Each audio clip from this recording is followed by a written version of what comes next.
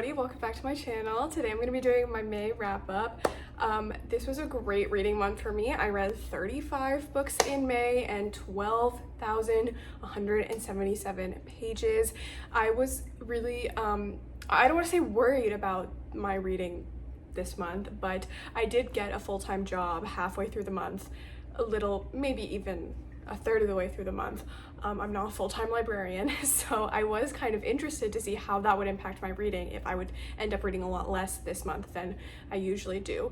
But in fact, I read a little bit more. I think instead of reading during work, I just read after work, so that's pretty fun. My average rating wasn't so high though. It was a 3.66, but I did have a couple of really great books this month that I loved.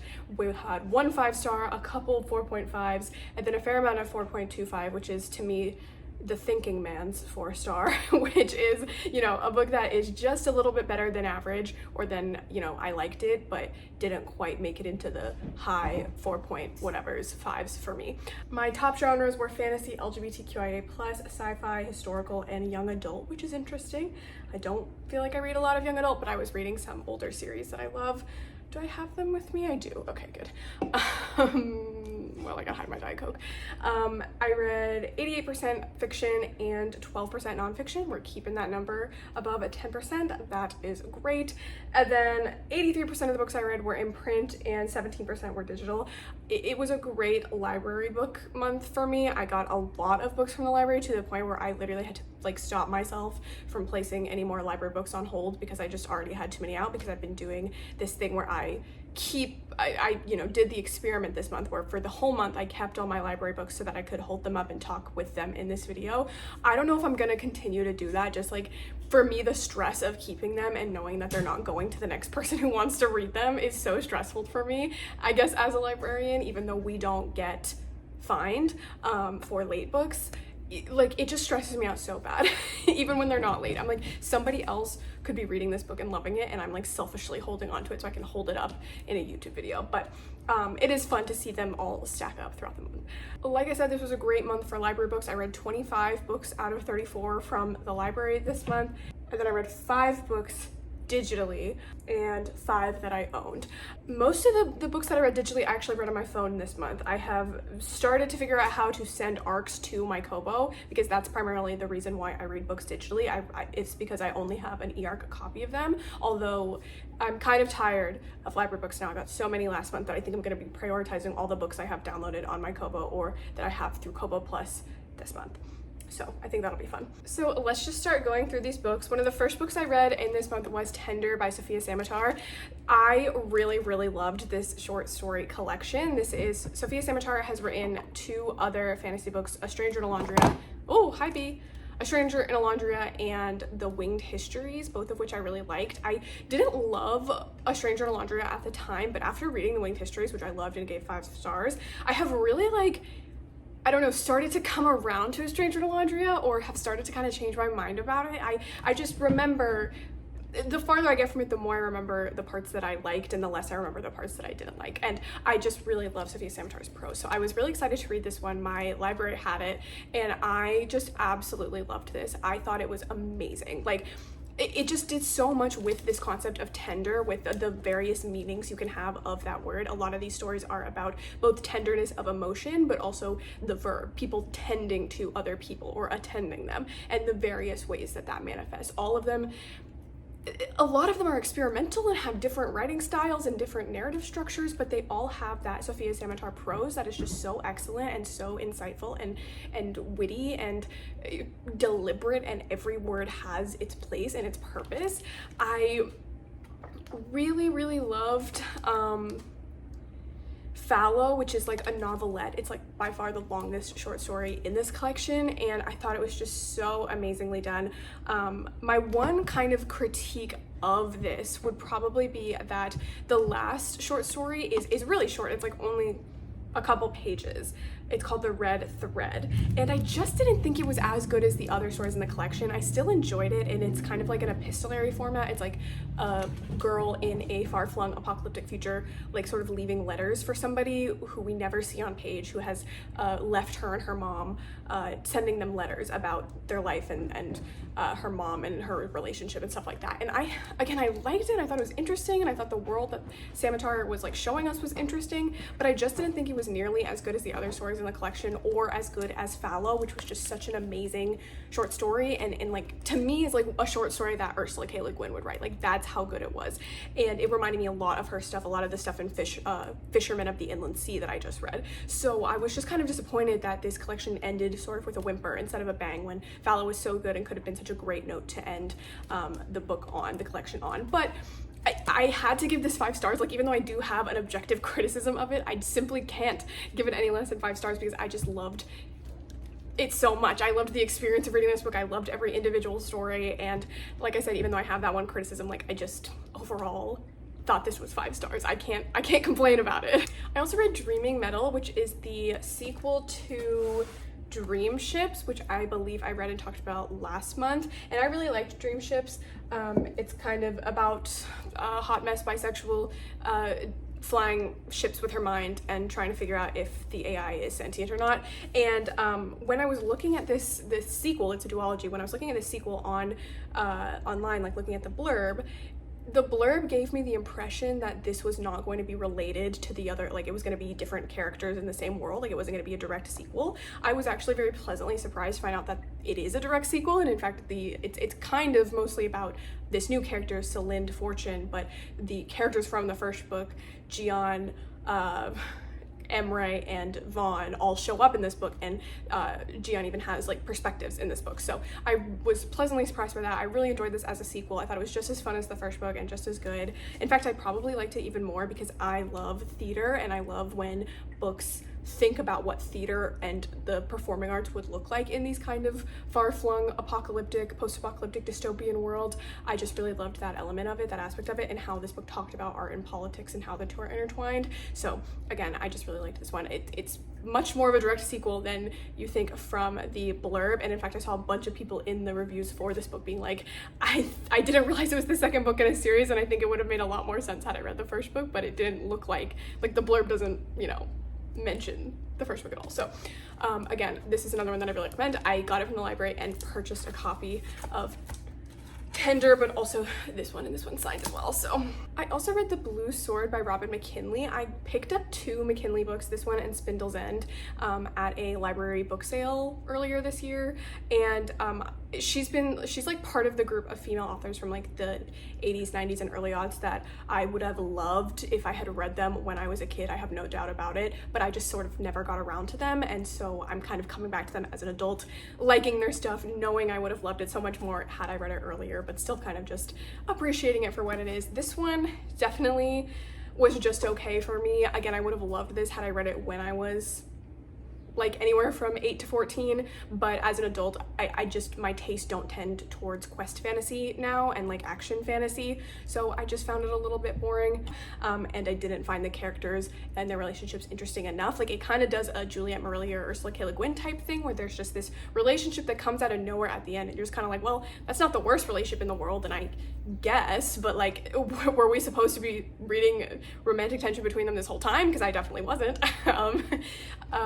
Mostly, I was just kind of impressed by how this managed to dodge the like Orientalism and white saviorism of its own premise. Like, even just by looking at the cover, it's about this like girl from this blonde-haired, blue-eyed girl, white girl from fantasy British Empire coming into this society of these like nomadic desert people and somehow being able to use their like hereditary magic and like being better at it than them and like becoming high ranked in their army and their society. But again, there's so much sort of like inherent ickiness in that premise, but the book sort of manages to subvert most of it. But anyways, it manages to sort of subvert or sidestep a lot of the kind of problems with those tropes. Like, she does actually have to really struggle to become part of the tribe, and they don't sort of warm up to her immediately. She like puts effort into learning their language and like learning their customs, but still kind of understands that that doesn't mean she's really part of them. And also, it's revealed that her ancestors were from this tribe. Her like great grandmother or something was a tribeswoman who came and married into the family, and just like her parents kind of always thought she knew and she didn't. So that was kind of funny. And she respects this culture and she wants to be a part of it, but like not, you know, take over it. So I did think it was kind of impressive how it managed to sidestep that. And I did see in the Storygraph reviews that this was intended to sort of be a response or like an anti-version of The Sheik, which is like a really old Harlequin romance novel. I'm not sure actually how accurate that is or how like explicitly Robin McKinley has said that, but I definitely do see a lot of the sort of anti-influences in this. And I did think it was, again, I would have loved this header when I was younger. I got a lot out of it and thought it was very interesting, but I'm not going to be keeping this copy because I didn't really love it that much, and I don't ever see myself rereading it. So. And then another book I got from a library book sale, I read Death List by Catherine M. Valente. I really liked this. I really enjoyed this book. Just the atmosphere and the prose and kind of the weird darkness of it. The atmosphere of it and the darkness of it and just kind of the weird vibes and the kind of structure of it and how it felt like this very dark modern fairy tale. I just really enjoyed this. I can't give it a full 5 stars because I just don't think it came together thematically for me. It's kind of this commentary on modernity and civilization and the meaning of life and death, but I just didn't think the book actually like knew what it wanted to say about any of those things, and sort of the ending didn't really emotionally hit as hard as I wanted. I did think it was a good ending and an interesting ending, and I liked how it all came back to like sort of the first chapter or the prologue, but again, emotionally I just didn't feel like any of those themes really tied up in a way that I was just like, yes, that's perfect for me. But I still did really enjoy this, and I think this is a really pretty copy, so I'll be keeping this copy. I did also reread and catch up with Witch Hat Atelier. I don't know if I'm saying that right. I've been saying it French as fuck. I've been saying it Atelier, but I think it's Atelier, Witch Hat Atelier. And I read the first probably like 10 volumes of this a couple years ago, like in 2022 or 2023. I read all that was out at the time, a couple years ago, and then I just never caught up with the manga as it was continuing. And then the anime coming out made me sort of remember how much I loved this manga and how much I loved the art style and the commentary around children and how children are very powerless in society and the kind of damage that adults can do, but also how one good adult figure in your life can really change your life. And I love the commentary on magic and the commentary on classism, and I also just really love the art style. So I reread these 2 volumes that I have physically because, again, I just really love the art style. This is one of the few manga I own physically and one of the few manga that I've read completely, or at least caught up to. I have caught up to it now. It's so good. It's gonna take like another 10 years to finish probably, but I think we're probably at this point about a third of the way through. They have to take the 3rd test and then go do the library stuff, and then I'm assuming there has to be some sort of witch society revolution that we're leading towards, and sort of, you know, the brim hats versus the pointy hats, and then Coco saving her mom. So it's like we still have so much to go, but it's been such a wild ride and I just love it. So I will continue to keep up with this one, and I don't know if I'm gonna buy the whole series, but I will keep an eye out for like the other covers and just see which covers that maybe I want to own, because I remember I went to the bookstore to buy just the first one because I like having just the first one, just to show that it's a manga that I've read and that I liked and be able to look at the pictures and see where it all started. But then I saw that Coco was on volume 1 and Agate was on volume 2, and I love both of them and they're both my children, so I couldn't separate them, so I got both of them. And then I have to complain about this book, Royal Spin by Omid Scobie and Robin Benway. This was one of the books I talked about in at the end of my last video, the library books that I got. I was so convinced this was going to be a throuple romance, and I even picked it up despite the fact that I hate political romances / rom-coms, because I thought it was going to be a throuple. Tell me why this book is like so like made in a lab to convince you it's a throuple. Like, you've got the 2 guys on the cover, they're looking at each other, not at her. Jasmine Guillory blurbed it, and her last book was a lesbian romance. Like, it's a man and a woman writing it. And then in the synopsis it says she's dealing with a risky new love interest or 2. Like, I guess I'm just so gay that I assumed the 2 love interests were also interested in each other. I'm so gay I assumed it was going to be a throuple instead of a love triangle. Unfortunately it was not a throuple, it was a love triangle, and a rather half-assed one at that. I thought the way that this love triangle concluded was so weird. It was just like her friend telling her she shouldn't date this guy because he's a royal, and her being like, yeah, you're right, and then them breaking up but not really. Like, it was so weird. And not to mention, I'm getting tongue-tied because I hate this book so much. Not to mention the fact that she kissed this guy while she already had a boyfriend, and she knew this guy. She was thinking about it like, oh, if he did the same thing to me, I would be pissed at him. And then she never tells him. It was just so weird to me. I really didn't like this. And again, the kind of quirky like humanization of the British monarchy just really doesn't work for me. I'm very like anti-British monarchy. I just had a really bad time with this, but it was a very quick read and I had a good time having a bad time with this and like ranting about it to my friend. So she's going back to the library to trick people like she deserves. I also read Anne McCaffrey's Dragonflight this month. This is another one of those ones where like I would have loved this series had I read it as a child. In fact, I think I did read one book from this series as a kid. I read Dragon Song, but I've read nothing else in the series somehow. I don't know how, I don't know why.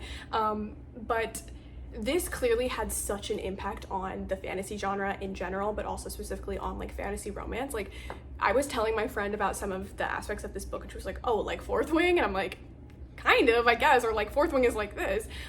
Just the impact, the idea that, you know, it's this dragon society where the like you are horny when the dragon is horny and like you are gonna get together with the person that your dragon gets together with writer. So that's complicated, but it's fun. And I was also kind of tickled by this book's commitment to being actually sci-fi. Like it's actually, you know, all of the fantastical elements are explained by science in some way, and the dragons are actually like teleporting, time-traveling lizard aliens, which again I was very tickled by. And I also found the themes around like becoming a leader in a time of crisis and like having to deal with the fact that nobody before you like actually properly prepared for this sort of event that you need to be very prepared for. I found that really interesting, especially as an adult who lived through the COVID pandemic in America. I found it to be very very relevant. But wow, people have not lied when they say the romance is aged really, really poorly in this. The love interest, Flar or something, I don't remember his freaking name, he straight up says that he raped Lessa, that their first sexual interaction was extremely violent and that she was very traumatized by it and now like flinches away from his touch, but that it's okay because he's gonna like gently seduce her into being into him again. And I guess this all happens off page successfully because they are together by the end of the story, but whenever we see them on page together, he's slapping her and shaking her and berating her and calling her dumb. And it was just so frustrating because I really wanted to like Lessa as this like very spunky, take charge, ambitious person. But at every turn, whenever she does those ambitious things, she's being fucking slapped and like manhandled by Flanar, who's calling her a fucking idiot. And she never gets to like yell back at him, or she does yell back at him, but it's treated as this like, oh, they're so passionate, they're so in love. And it kind of really soured the story for me, even though again I liked a lot of those aspects and I would have loved it as a kid. But I don't think I'll be reading any more books in this series unless people have ones that like they think are real standouts and real like a really good sub-series of the series or whatever. But I do feel good to have read it, and I'm glad I have read it, and I think again it is such a fundamental text in the sci-fi fantasy sphere. I'm really disappointed about this book. This book is Hell's Heart by Alexis Hall. This is the lesbian Moby Dick in space that I've been waiting for from the library for like over a month. I read Moby Dick so that I could read this book and like know what I was getting myself into, and unfortunately I just really don't like this at all, and it's really all down to the writing style. Like, I feel like a lot of the stuff that I disliked about this book was on purpose. Like, it's purposely trying to have, it markets itself on the back as Gideon the Ninth meets Moby Dick. It is purposely having this extremely sexual, crude, over-the-top, funny, comedic, chatty narrator who is explicitly talking to the audience and explaining all their feelings to us in a very crude and quote-unquote funny way. I just can't take that. I don't find it interesting. I don't find it funny. I find it actually to be very distracting from like the philosophy that the book is trying to have, the discussions it's trying to have, because it's like it's saying all this philosophy, but it's saying it with phrases like "it do be like that sometimes," and it just like makes me cringe out of my skin. It's a little bit too millennial humor for me, I think, and that's also one of my problems. It's like I can't stand when a book is featuring like a main character who is supposed to live in like this far-flung, distant space future, but they use like modern meme references. It just drives me up the freaking wall. And I should have known from the comparison to Gideon the Ninth, because I like The Locked Tomb, but Gideon herself is like my least favorite part of that series. In fact, my favorite book in this series is Nona, because it is so far from Gideon's like sphere of influence. Even Harrow is like, you know, if you know, you know. Getting the ninth was already like, again, really pushing it for me, and I think that this book is 10 times worse. Like, at least Getting the ninth I felt like was restrained in its meme usage and in its Gideon's humor sense of usage, and like it felt like that had a place and like was sprinkled in through the story. This is just go go go all the time. We're always at 10, always at the jokiest, the funniest, the quirkiest, the most millennial goblin cringe that it could possibly be at, and it just meant that I did not like the story at all, even though I found a lot of the aspects here really interesting. Again, I love the idea of a majority female Moby Dick in space, where all the main character is unapologetically horny and attracted to women, and I love the idea of like the hyper-capitalist space churches and the Leviathans and the like Leviathan death cult that springs up on the ship as they sort of get closer and closer to the Mobius beast.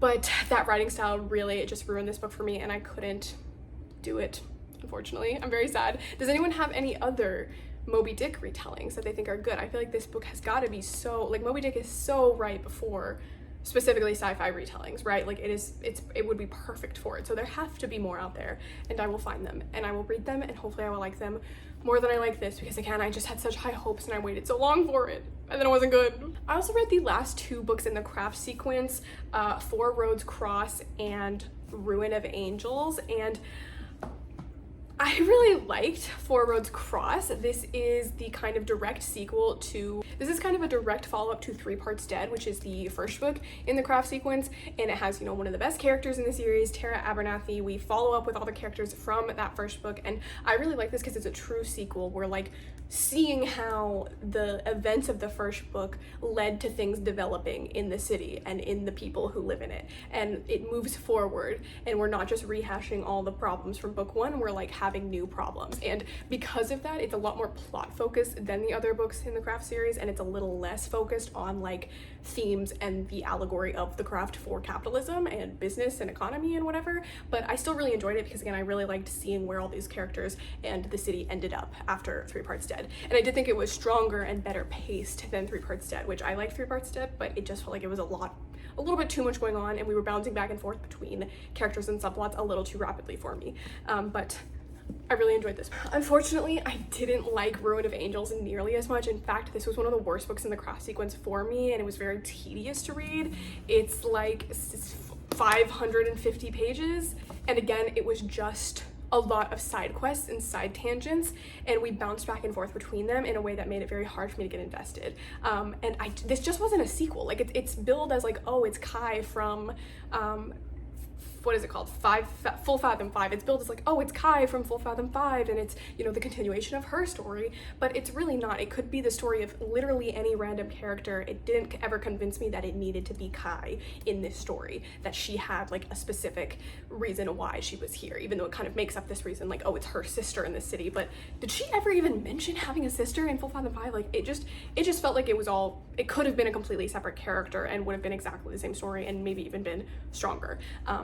Because it doesn't feel like a sequel, but because it's kind of having to deal with, again, plot stuff from the other books, it's a little bit overstuffed. Again, we have so many side plots and so many tangents, and again, lots of cool elements, like the idea that they're going to space and the idea of this kind of Lovecraftian cosmic horror influence that's introduced at the very end that I don't remember really being picked up again in the Craft Wars, but maybe when I go back to that, it'll be more apparent. And again, the idea of the craft as capitalism and what capitalism and globalization would look like in a world like this, where we have like actual gods and actual magic. But because of all the other stuff going on, all the plot stuff going on, it just didn't feel like any of those themes, those interesting themes, were as adequately explored as I want to. I just kind of wonder what happened with this book. Like, I feel like look at how different the cover is. And this cover matches, I feel like, a lot more closely the Craft Wars covers, but it's such a shame because I really love these covers, and I think the first like 5 books in the series look so good together. But this one just, it's paperback, it's a lot smaller than the others, it's a lot longer, it's a lot more meandering.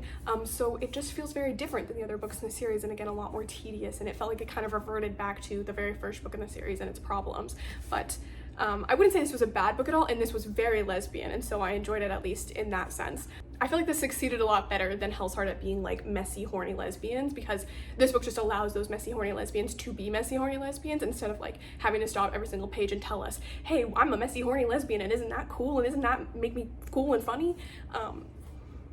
Anyways, enough ranting about Hell's Heart. I also read The Curse of Chalian by Lois McMaster Bujold, which I have read the Vorkoskin saga and really enjoyed it. I'm not completely caught up, but I've read most of the books in that series and really enjoyed it.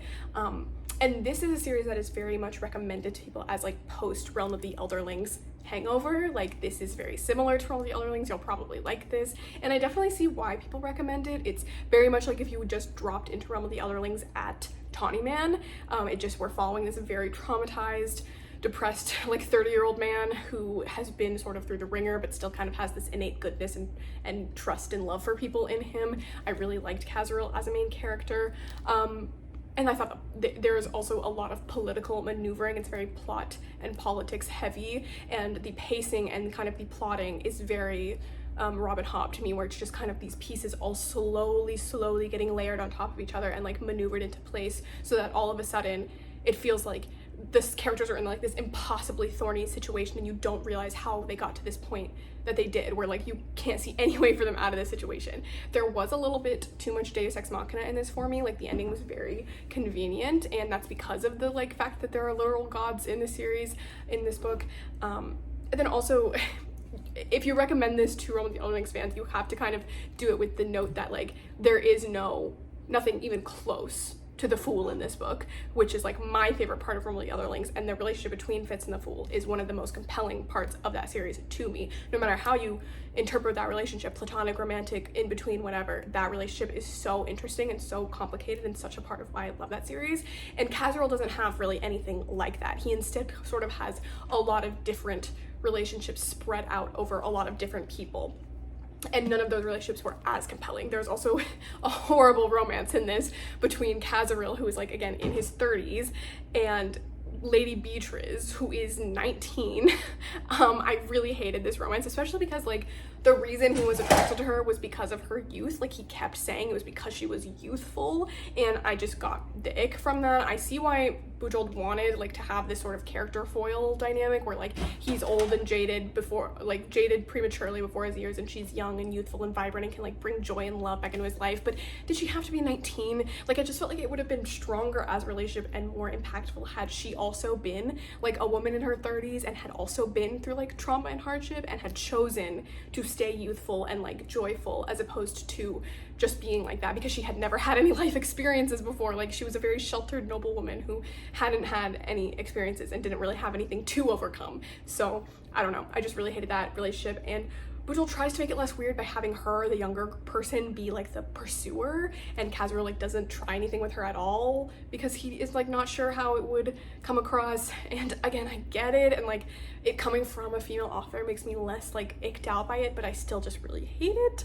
and don't like reading about it, and just again think it was not compelling. Like, it would be one thing if Beatrice was this amazing character who I felt like really did belong with Kazaril and like make him better and interact with his character in interesting ways, but Beatrice was such a nothing character. She literally just existed to go on rides with the princess and then flirt with Kazaril, and she was so boring and did nothing. So anyways, rant over about that. I will probably read the second book in this series because again, I did find it interesting enough, but again, still nothing really comes close to Realm of the Elderlings in my heart, which is sad. Okay, the rest of the books I read were either ARCs or I had library books that I felt like I had to return because they were on hold for someone else. I have to talk about The Red Winter by Cameron Sullivan because this was one of my favorite books that I read this month, but I had such a big problem with it. Like, this book was like reading works of Ermin, where just at every moment I wasn't reading the book, I wanted to be reading the book, and I had such a fun time with it. It has a lot of stuff that I love. It has weird sickos, haha yes, body sharing, demon possession. It has this sort of really interesting like triple framing narrative. It has footnotes. It has this really interesting magic and world building system. It has this really interesting plot about the beast of Gévaudan, I'm definitely not saying that right, this sort of historically mythological beast in France that was like eating a bunch of children or whatever, and it was so interesting and I had a really good time with it. But even as soon as like 40% of the way into it, I was like, wow, these female characters are not written very well. And that's kind of what held me back from really, really loving this book and giving it like a full 5 stars. It also ended really abruptly. The sort of second timeline was not nearly as well built out as the first timeline. We spent a lot of time dedicated in like the early 1700s and the 1400s, and like those timelines felt like they were really well developed and wrapped up. And then the later 1700s timeline just felt like it was like, all right, book's over now. Like, okay, we're done. We did it. We figured it out. I felt like the book could have easily been like twice the length.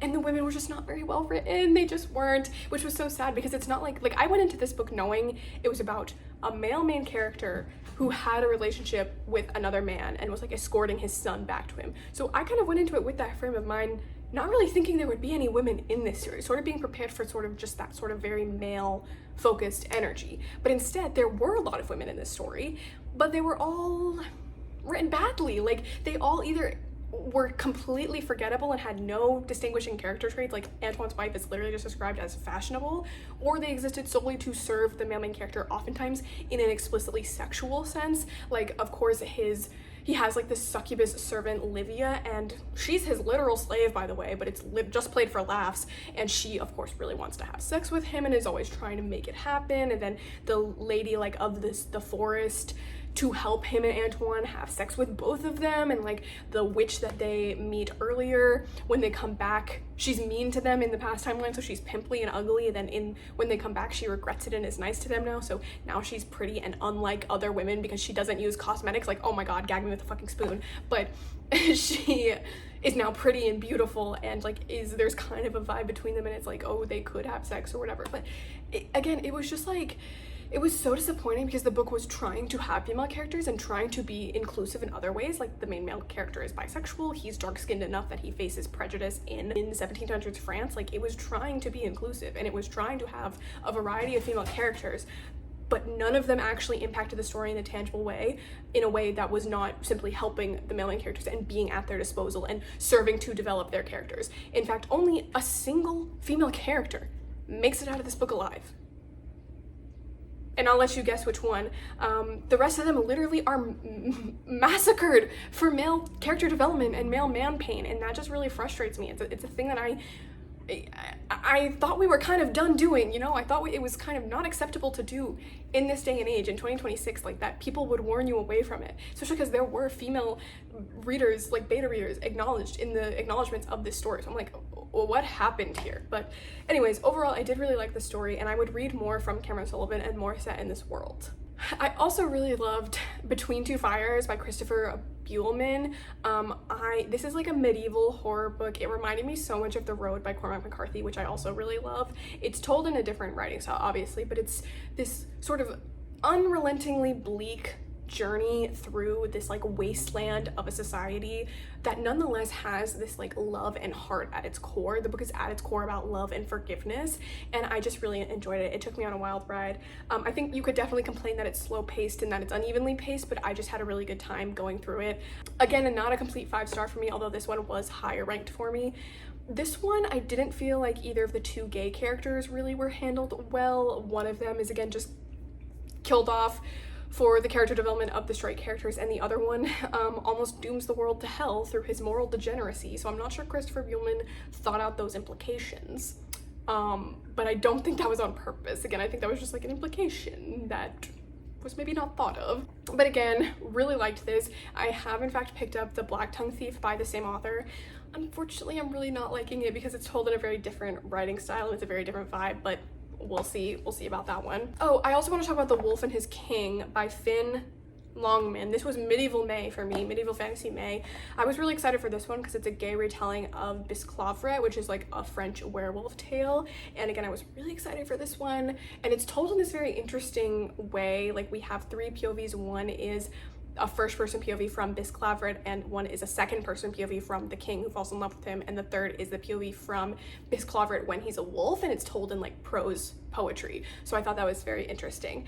Unfortunately, it just didn't hit for me. I understand why the author did that perspective swapping, but it felt like a lot of the story was the king's narration, and I needed more of it to be from Bisclavret, because at the beginning of the book, Bisclavret like really doesn't like the king, especially in a romantic way. He sees that the king is romantically, sexually interested in him, and it kind of freaks him out because he's like, he's the king, he can do whatever he wants, and I'm just not really interested in him that way. And I think that would actually be really interesting to play with if you have this relationship where at first the person is like not really into it, and then in fact kind of wary about that power imbalance, and then sort of slowly things start to change. But things didn't change enough for me throughout the story, because again, a lot of the character development or the relationship development that happens from the king's perspective, the king who already likes him and is already invested in him, when Miss Clopper is a fucking wolf. So like it was just really a really weirdly paced relationship for me, and I wish it had been different, because I really liked the reunion scene between them when Miss Clopper is turned back into a human. I thought it was so excellent and so tender and loving and well done, and I just really wish the rest of the relationship had sort of successfully been written with that yearning and love and tenderness sort of conveyed to me. But again, I would read more from this author. It wasn't a complete miss. Okay, my cat is freaking out, so I have to stop filming now, and I think I'm about done talking about what I wanted to talk about anyways, and the lighting is getting horrible, so we'll be done for now. But really quick, I want to go through the books that I bought at the bookstore recently. I went to an indie bookstore visiting my friend, and I got a copy of To the Lighthouse by Virginia Woolf. I definitely want to start reading more of my classics again, maybe going into the summer. And then I also got Sunburn by Chloe Michelle Howarth. I know this was a book that was published in the UK or in Ireland, a lesbian book, and I'm very excited to read it. And then they were having like a sale on hardback, so I got this hardback for $16, Minor Black Figures by Brandon Taylor. I have really liked the other Brandon Taylor books. I've read Real Life and The Late Americans and Filthy Animals, so I didn't even know he had a new book coming out, so I'm really excited to read this. And thank you so much for listening to me yap in this video. Please tell me about your reading month in May. Have you read any of these books before? What do you think about them? And thank you so much for watching this video, and I'll see you in the next one. Bye.